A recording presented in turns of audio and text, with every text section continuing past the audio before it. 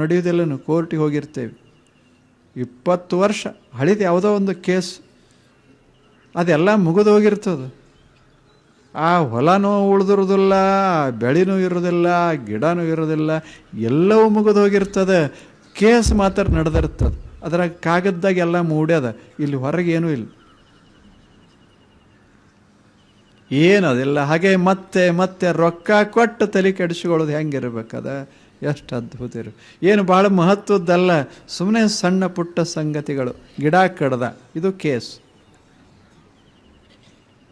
ಅದು ನಮ್ಮ ಹೊಲದಾಗಿನ ಗಿಡ, ಸೀಮ್ಯಾಗ ಅದು ನಮ್ಮ ಹೊಲದಾಗಿಂದ ಅವ ಕಡ್ದ, ಆಯ್ತು, ಅಲ್ಲಿಗೆ ಹೋಯ್ತು. ಇನ್ನೊಂದು ಹಚ್ಚೋಣ ಅಂತ ಈಗ ಭಾವ ಬರಲಿಲ್ಲ, ಕಡ್ದದ್ದ ದೊಡ್ಡದಾಯಿತು, ಉಳಿದು ಎಲ್ಲ ಗಿಡ ಹಾದು. ಯಾಕೆ? ಖರ್ಚಾಗಬೇಕು, ಕೋರ್ಟಿಗೆ ಹಾಕಬೇಕಲ್ಲ. ಕೋರ್ಟ್ ಅಂತದ, ಬಾರೋ ಭಾಳ ಚಲೋ ಬಂದಿ ನೋಡಿ. ಒಂದು ಟೊಂಗಿ ಕಡ್ದದ್ದಕ್ಕೆ ಬಂದೆಲ್ಲ, ಇನ್ನು ಎಲ್ಲ ಸಾಲಿಗೆ ಕಡ್ಕೋತ ಹೋಗ್ಬೇಕಾಗ್ತದೆ. ಇಲ್ಲೇನು ಸುಮ್ಮನೆ ಸಣ್ಣ ಅಲ್ಲಿ ಹೋಗಬಾರ್ದಂತಲ್ಲ, ಯಾವ ಬಗೆಹರಿಯೋದಿಲ್ಲ ಅಂತ ಹೋಗ್ಬೇಕು. ಸಣ್ಣ ಪುಟ್ಟಕ್ಕೆಲ್ಲ ಯಾಕೆ ತಲೆ ಕೆಡಿಸ್ಕೊಳ್ಳೋದು? ನಮ್ಮ ದೋಷನೇ ಇರಲಿ, ಮಂದಿ ದೋಷನೇ ಇರಲಿ, ದೋಷಗಳನ್ನು ಮತ್ತೆ ಮತ್ತೆ ಮತ್ತೆ ಎಣಿಸೋದಕ್ಕಿಂತ